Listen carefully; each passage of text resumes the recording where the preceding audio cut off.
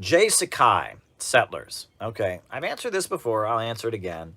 Not a big fan of that book. I've read it. Not a big fan. Not a big fan. Not that it doesn't point to many true things.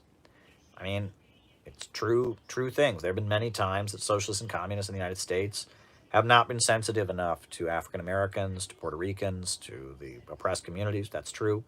The United States was founded on slavery. The United States was founded on the slaughter of indigenous people. The Southwest was stolen from Mexico, Texas, Arizona, New Mexico, Southern California was stolen. California itself was stolen from Mexico. That's true. That is absolutely true. Um, but not a big fan of the book. The book leads to the conclusion that all white workers in the United States are exploiters. That there is no white proletariat. The full name of the book is Settlers, the Mythology of the White Proletariat. And it's designed to promote the idea that there's no point in organizing for socialism in the United States because the white majority are the exploiters, right? A worker in Appalachia who's just lost his job and is struggling to feed his family is just the same as Bill Gates. That's nuts. That is nuts. And that, yes, the labor aristocracy, the aristocracy of labor, that's a real phenomenon. And I've talked about that on many other lives. But what's going on in this period is that the labor aristocracy is being demolished. It's being demolished. And the potential for solidarity between white and black, between white and brown and all different races in the United States is higher than ever. Do you know how many white people voted for Obama, right? Do you know, how many interracial families there are now, right? At the same time, the living standards are dropping.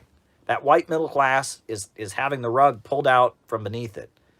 At the same time, there is so much potential for solidarity. Solidarity right now, white and black working together.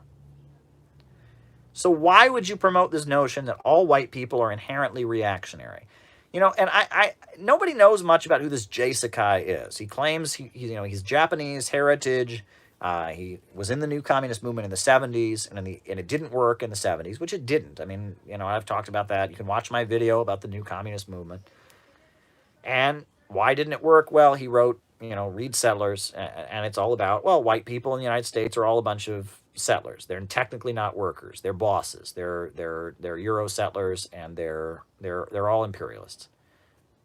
That's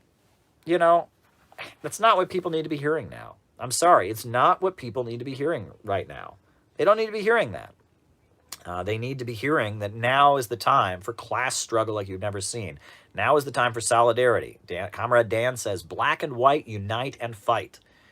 Now more than ever, we can build solidarity. We don't need this belief that solidarity is impossible. We don't need it. We don't need it. Right? Right now, we need a government of action to fight for working families. That's all I can say about that. The world is changing. There's more potential, and it's just not helpful. And I can talk about labor. I've talked about labor aristocracy. That's all I'll say about that right now. But you can look. I have other videos about third worldism and stuff. I've talked about this in depth.